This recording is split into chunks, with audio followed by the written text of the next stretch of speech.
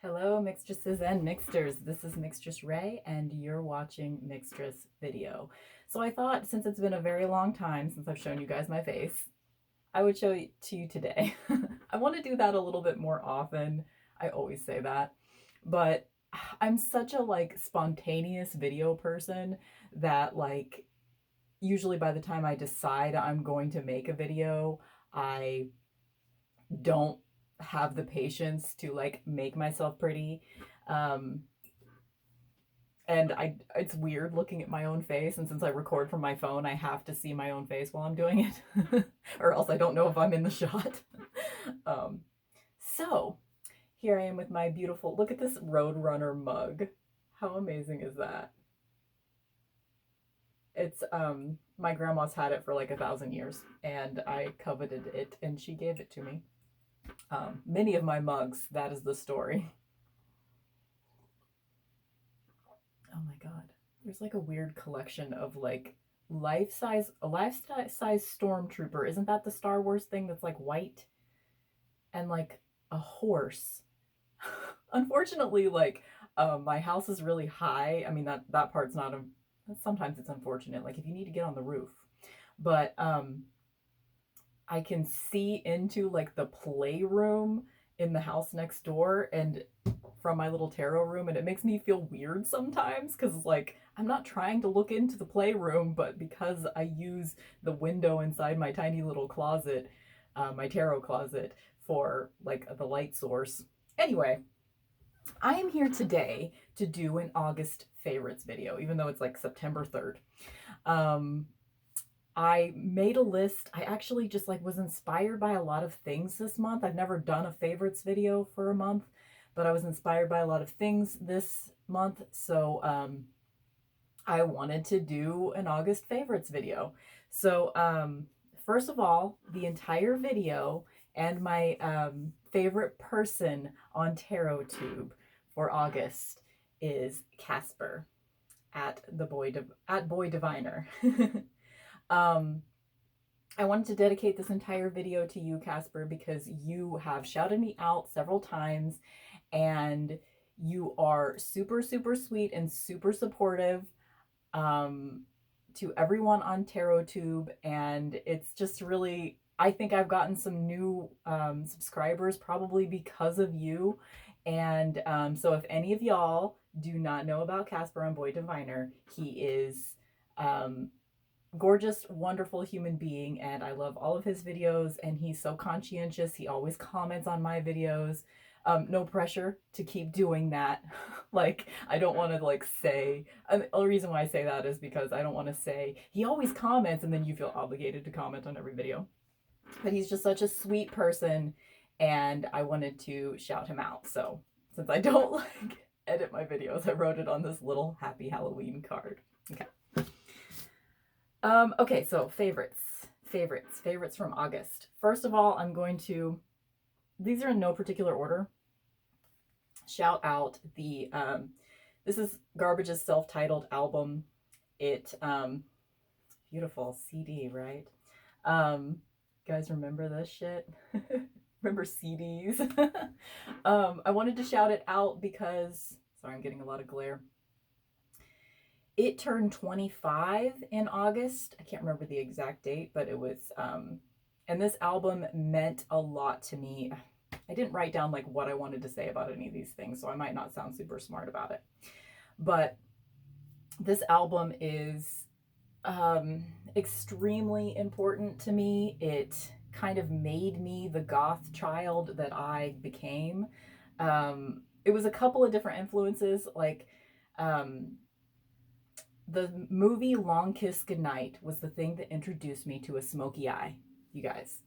And then Shirley Manson from Garbage is what further, she's my number one style icon. The music came first for me.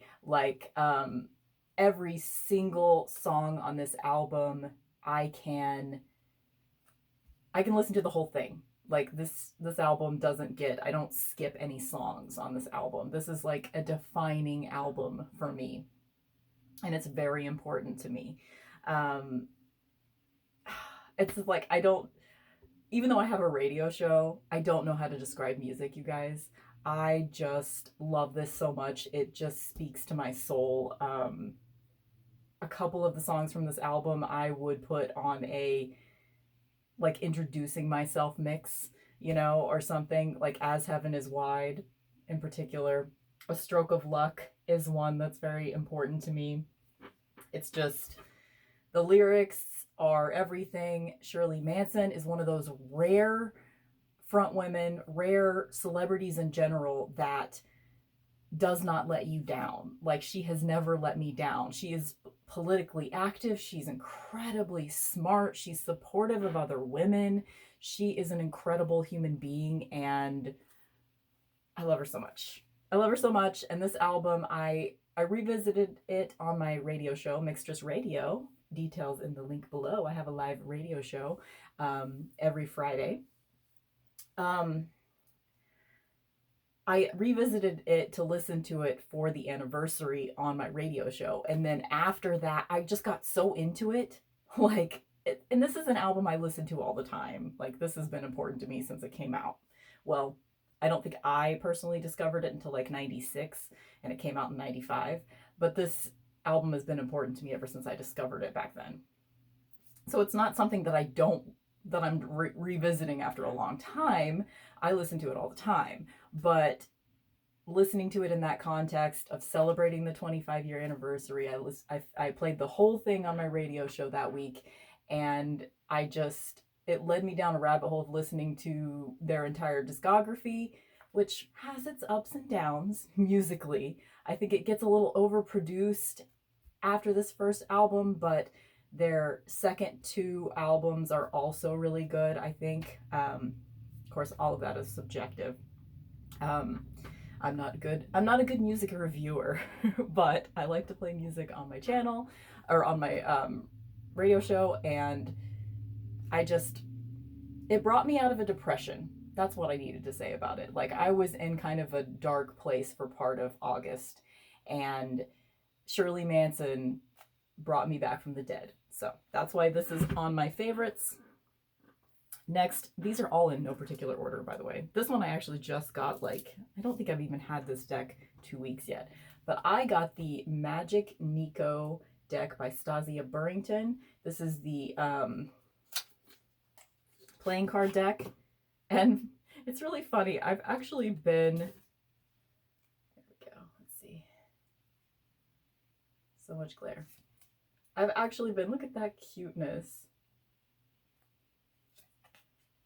You can kind of use it as a tarot deck. I wanted to learn playing card divination. I mean, it's basically just a minor arcana with one less court card in each suit.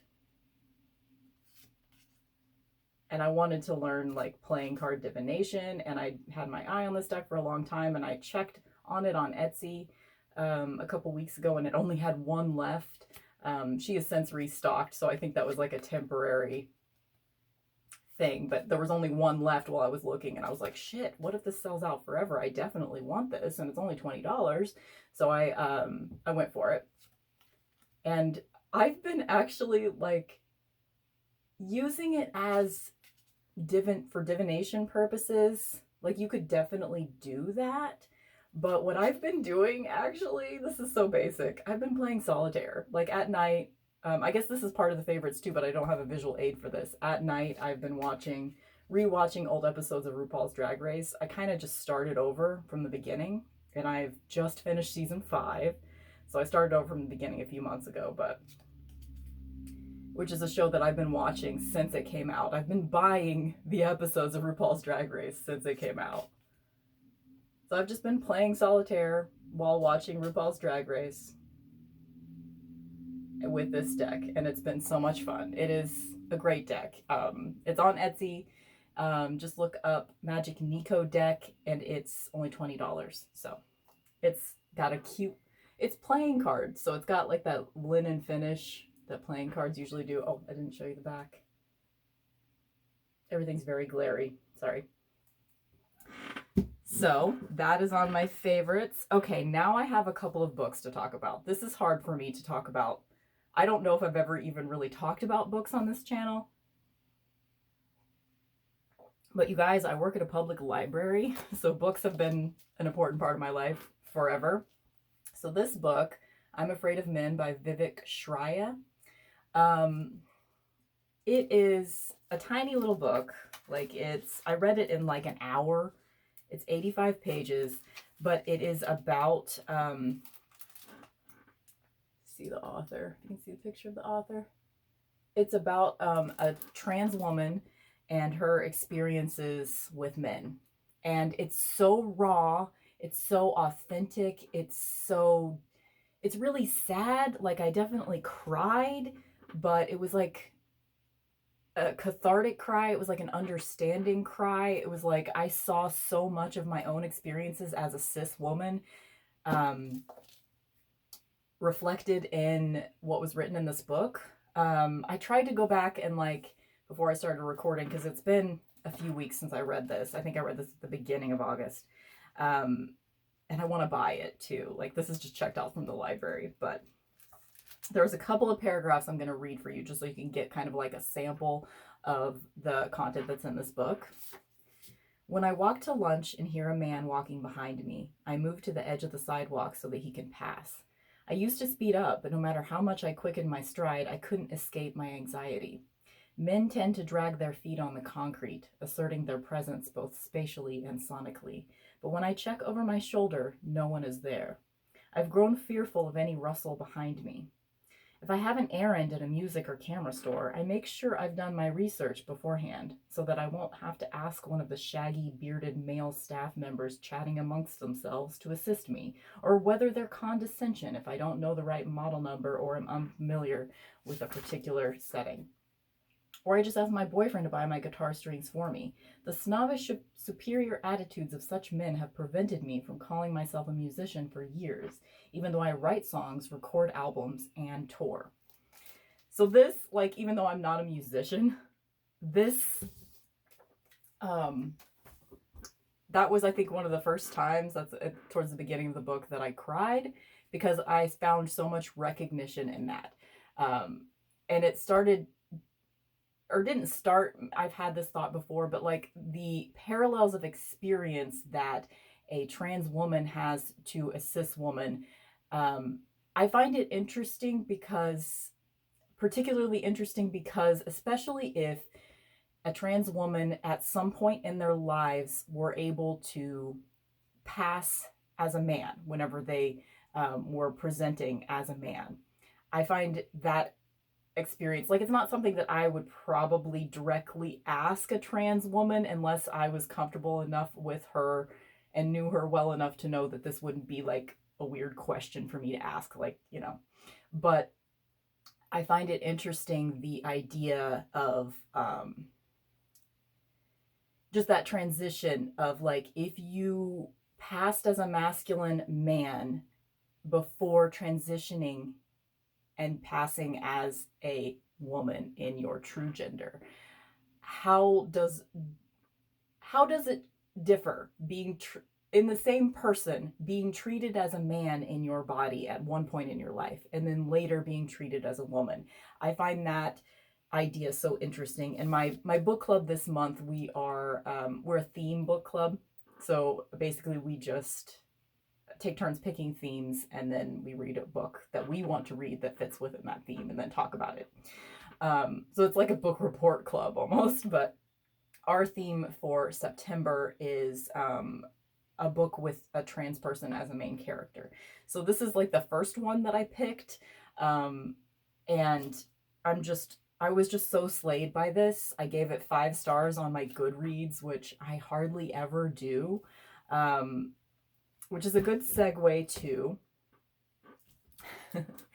my other book, Lurking, How a Person Became a User by Joanne Mcneal. So this book, holy shit, you guys. This is another one that I gave 5 stars on Goodreads. I read 2 books in August. First of all, I read 2 books in August, you guys. Wow. I have not been reading that much lately. But this book is fucking everything. Okay, so this book is written from the point of view, I'll give you you can look at her beautiful face. written from the point of view of someone that... Oh, did I not mark the page? I was going to read you part of this, and I don't know if I marked the page. God, I'm such an amateur, you guys. Okay, hold on. I need to find that spot again. This one was particularly, I don't know, because I don't know how much I would have liked this book. I still think I would have liked it. It's a nonfiction book about, okay, like maybe I should read you like a little bit of the description. In a shockingly short time, the internet has bound people around the world together, torn us apart, and changed not just the way we communicate, but also who we are and who we can be. It has created a new, wholly unique cultural space in which we all exist, even if we don't participate, and in which we're continually surprised, betrayed, enriched, befuddled.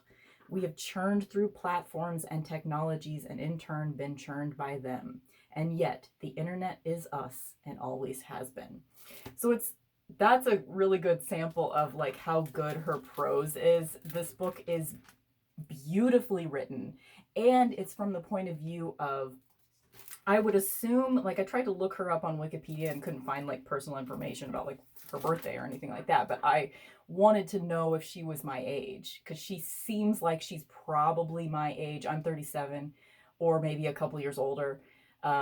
It's from the point of view of someone that has grown up, not only grown up with the internet being present the entire time, but is in that weird liminal space that I'm in, where basically the internet was becoming widespread where I live anyway, in Southwest Missouri, was becoming widespread in like people's homes and stuff by the time I was kind of mid-high school-ish. Like my school library had the internet in junior high, and for me junior high was 8th and 9th grade, and that's my first memory of having the internet. And back then it was just kind of like email client style. Like at home I only had Juno email client, and so it was just like you signed on long enough to get your email, and then you composed an email and signed on long enough to send it. Like we didn't actually have like a browser or anything at home. But anyway, not the point.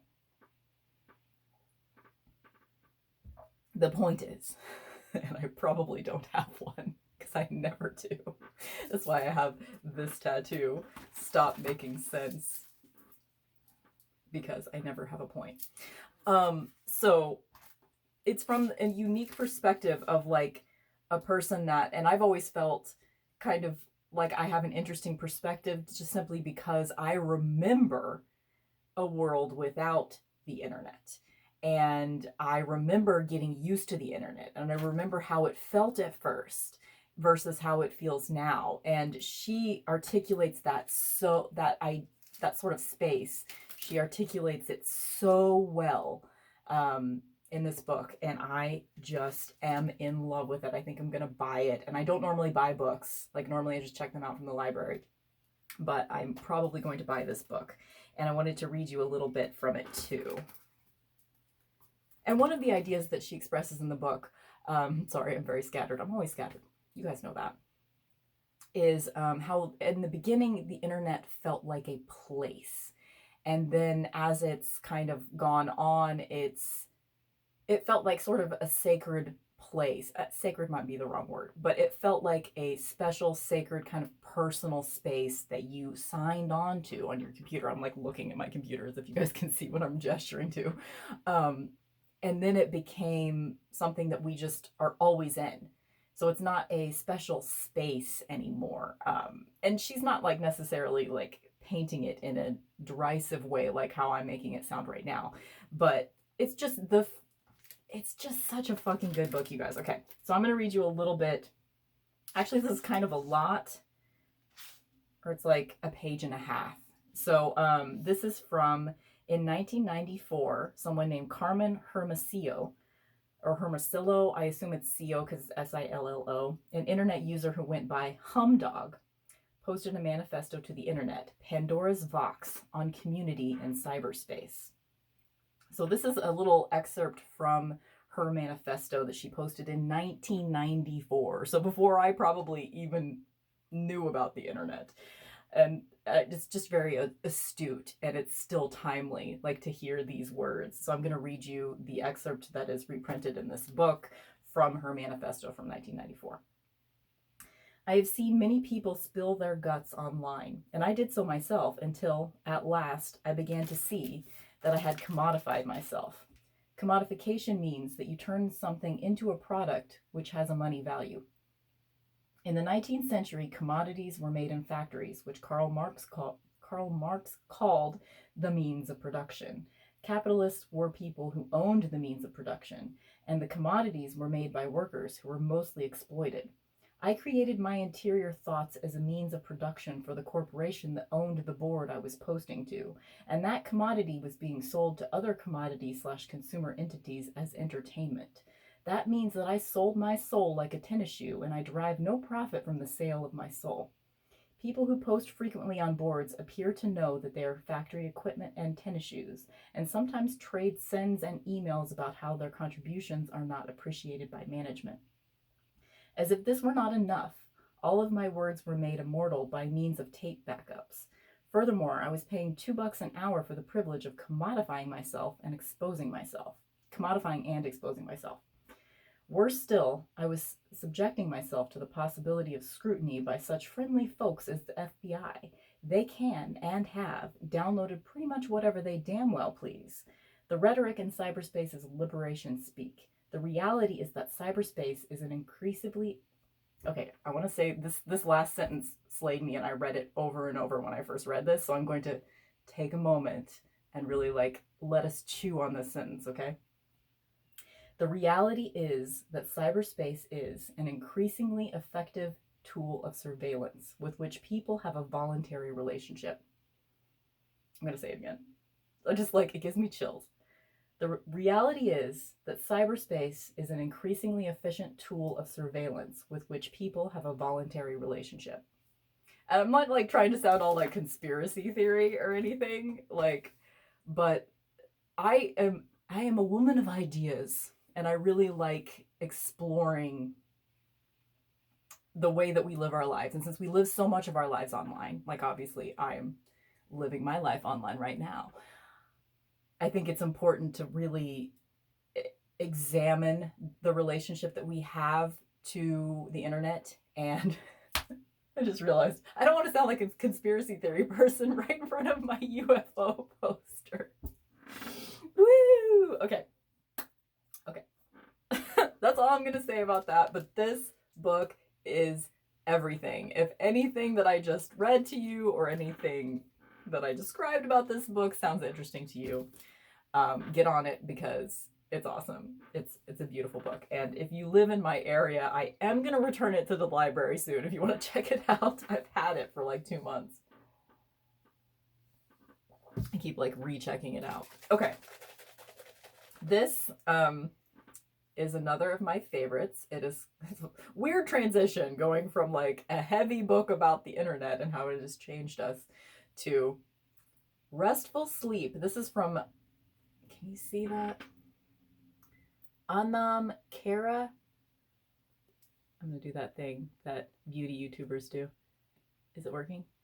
It's not really working, but it's Anam Kara or Kara, Cara. She is a perfumer on Etsy. I'm going to actually spray this around. Yeah.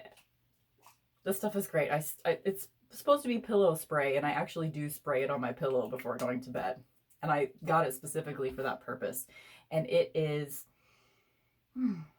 it's lavender and gardenia. Excuse me. And what's the other note in it? It's lavender, gardenia, and cedarwood. And it's, normally I'm not into gardenia because it's just too spring flowery, but it reminds me of my mom hanging clothes on the line, and it reminds me of the freshness that her sheets smell like, because she always hangs her sheets up on the line. And it reminds me of her, even though lilac, for some reason the gardenia smells more like lilac to me. I think that's what it is, because my mom, in summertime, she'll put she'll pick lilacs and like put them out on her kitchen table with like a beautiful like vintage springy looking linen on her table, and it's just, it reminds me of that, and it calms me. So I wanted to, this is one of my favorites because I did buy it in August, and I was a little nervous about it because buying scents online is, it's always nerve-wracking, but it's great. I'm loving it right now. I'm like, oh, is it bedtime? No, it's 11 a.m. Okay. And then my last in the favorites video is Darkwood Tarot. This is one that is an unexpected favorite for me. It was weird. Like I'd seen it on Instagram. I'd seen it around. And this is just the guidebook. Like always, Llewellyn's got this amazing, like you get full color images in the book, and it's incredible. It's the strength card right there. Sorry, so much glare, you guys. Oh, guess who's on top? Poison Ivy! So, this is interesting. I don't really know exactly how to describe it. It's like a dark fairy tale deck, and the reason why it's on my favorites is because it slayed me. I guess I should keep showing this while I'm talking. That's what people do. That's what good YouTubers do. I'm getting distracted by the imagery when I'm trying to talk. I had seen it around on Instagram and I liked it. I feel like it's not focusing or something. But it just didn't really pull me. And then all of a sudden, I was like, yeah, I think I'm going to get that. I just decided one day, I think I'm going to try that out. I wasn't feeling particularly drawn to it, but I just wanted a new deck. And I thought, I'll try this out. I do love the art style. It's by Sasha Graham, is the art. No, art is Abigail Larson. Sasha Graham is the writer of the guidebook. And what's incredible about this deck, these are the backs, is, I don't know. I don't even know how to articulate it. So I just decided that I wanted it. And I went to my local bookstore to see if they had it, and they didn't, because they never have something that I'm looking for. Even if it's something that is normally there and I just decide one day, you know what, I think I want that. It's usually at that bookstore, and then I go there. It's not there whenever I want it. So I have to order pretty much all of my decks online. Anyway, so it wasn't there, so I ordered it from Amazon, and it came within like 4 days or something. It was crazy. And I don't do the free shipping thing on Amazon. Or I don't do Amazon Prime. Is what I always do, the free shipping option. The, like, you know, take your damn time, it is not a big deal option is what I always choose on Amazon. But anyway, so it came, and I've used it almost the entire month of August, and that's not usual for me. Normally I pick a new deck every week to pick my daily cards for the week, and I just have to shuffle it right now, you guys. So I'm just into it. Okay, this is the card that just flew out. 5 of Cups. Oh. So what did I want to say about it? I'm not as articulate whenever my face is on screen because I'm autistic. So even my own face distracts me from talking. Like, I can't talk to people in person, which is why I have like a podcast and a radio show and the YouTube channel. And like, that's why I don't show you guys my face that often, because my own face distracts me and I can't. It's just like looking at someone else's face. Like, I know it's my face, so it's different, but looking at my own face, like, I just need to stare out the window and then maybe I can talk. Okay. So not only the deck itself, which has absolutely gorgeous artwork. Ooh, look at this Judgment card, you guys. Come on.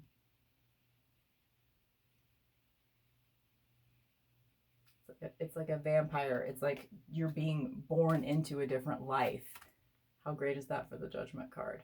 So one disappointment, which I have mentioned since I have shown this video, or this deck on videos before already, is that it doesn't have a ton of diversity. I mean, there's a couple of figures in the deck, I mean more than a couple, but like less than 10 that have slightly darker skin, but that's as far as you get with diversity. You do have like 1 or 2 figures that look older, but no size diversity. So that is one of the reasons why I wasn't even drawn to this deck, but then I just was all of a sudden drawn to it, and now I can't look away from it. This deck has slayed me in a way that I have not been slayed by a deck since. Isn't that interesting? The 3 of Pentacles, the 3 of Swords, and the 3 of Cups were all right next to each other. That was interesting to me.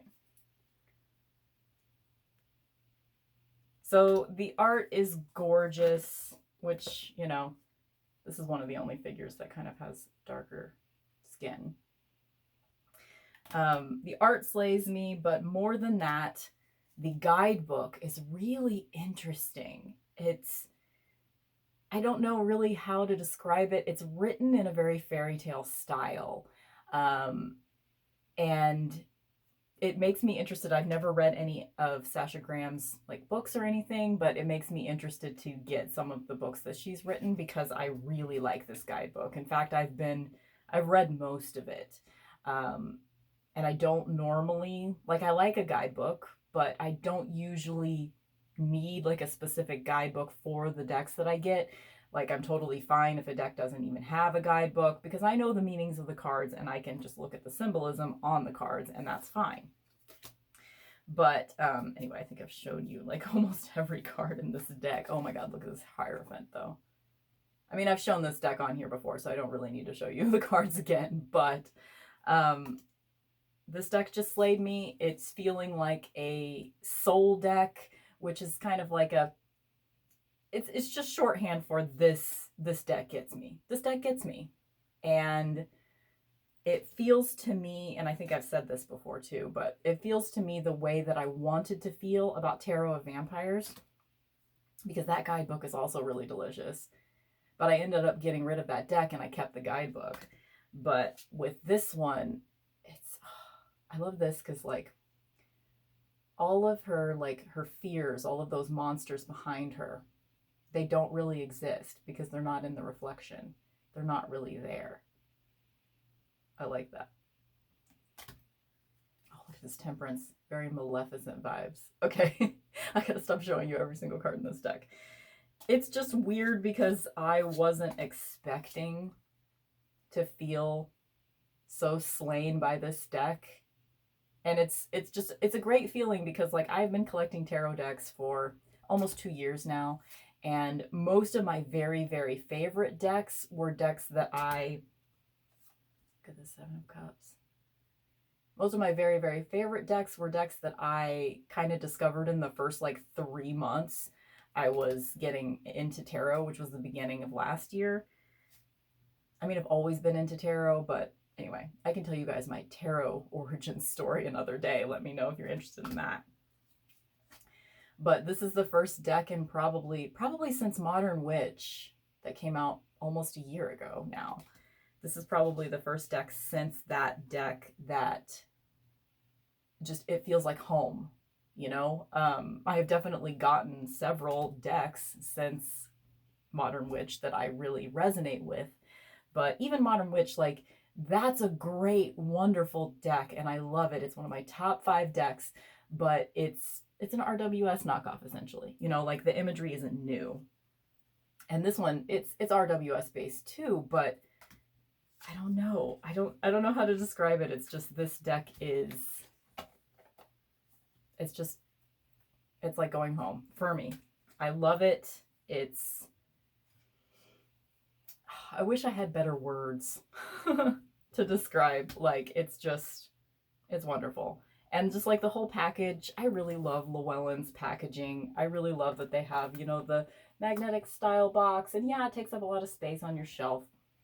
And how it always has like a color coordinated ribbon. And then the guidebooks always have full page imagery. Like, come on. And each of the cards as well will have like a little subtitle. Sometimes I agree with them, sometimes I don't. Mermaid's Dream for 8 of Wands, yeah. And it's just, I love it. I love that you have these full page, because this is kind of like with Shadowscapes, which is also a Llewellyn deck. There's a lot of detail in the cards, so it's not quite as overwhelming as Shadowscapes. It's harder to see all of the imagery in the cards, but with Darkwood, it's a little simpler, but it is very detailed. And so you can go to the book and every single card has a full page in the book.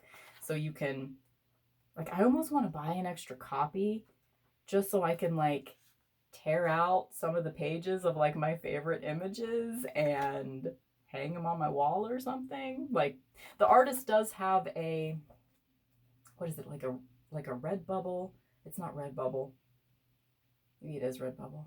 Society 6. It's one of those, like, if you look up Abigail Larson, you can buy a lot of her prints from this deck and other art that she's done. And oh god, her art is amazing. She's coming out with like a Nightmare Before Christmas deck as well, and that's not a thing that I'm super into, but even though I love Halloween and I do like that movie, but just the whole like Disney thing, like, it just feels like brand loyalty or something to me, and I'm not into that. So not like, why am I being derisive towards Nightmare Before Christmas? Like, I think it's just because so many people like it, and I have like this aversion to things that so many people like, kind of like Papa Squirrel. Speaking of Papa Squirrel, shout out to Papa Squirrel. I wanted to put this in my August favorites, but I technically didn't get it in the mail until yesterday, so it was September. So if I do another one of these, which I don't know if I will, but if I do, it'll be on my September favorites. But it's, now I have to pause this and go get it. So apparently it is going to be on this video. Okay. Papa Squirrel had this on one of his like favorite beginner tarot books videos, and I have just started to kind of like flip through it because I just got it in the mail yesterday. But it's really cool. It has like, it's a strange format because it's like top 10 symbolism for each card in the Rider-Waite-Smith. And so like each one, it'll have like highlighted something that's in the card, and it'll describe it. Like, the fact that you're close to the water in the Page of Cups means the waters are at his back, perhaps unnoticed by him in his subconscious. I don't know. But it's just interesting. Like, this like super visual guide to the symbolism in the RWS, the traditional RWS deck, is going to be helpful to me, because I just like that way of breaking down each card just by the symbolism in the image that's going to be super helpful to me. Just like, I've been feeling very much Page of Pentacles lately, just like restudying the tarot. I'm thinking about I haven't taken like an online tarot class yet, but there's one that is being offered right now by Racine from Al Moon Tarot channel, and it's like a shadow work, kind of Halloween vampire based, just kind of going further into the tarot course. And it's like a 5-week course, and I think she still has some spots open. So I'm thinking about taking that, and with that you need to pick like a deck to work with, and I'm gonna pick this one. So if I do it, which I don't know if I can really afford it right now, but anyway, so I'm just excited about this book. So thank you to Papa Squirrel for recommending this. And also, again, thank you to Casper, a Boy Diviner, because he had mentioned this in one of his videos, and we have this at my library, which we've actually had since 2016. So I'm excited to kind of get into this. For some reason, I think I've checked it out a couple times, but I just didn't end up reading it. So I'm excited to, since I've been feeling like restudying the tarot again after 2 years of being pretty immersed in it. I just feel that beginner mentality thing happening again. Anyway, I hope you guys are all doing great. I hope that the beautiful fall vibes are starting to seep into your soul in a good way. And I will see you in the next one.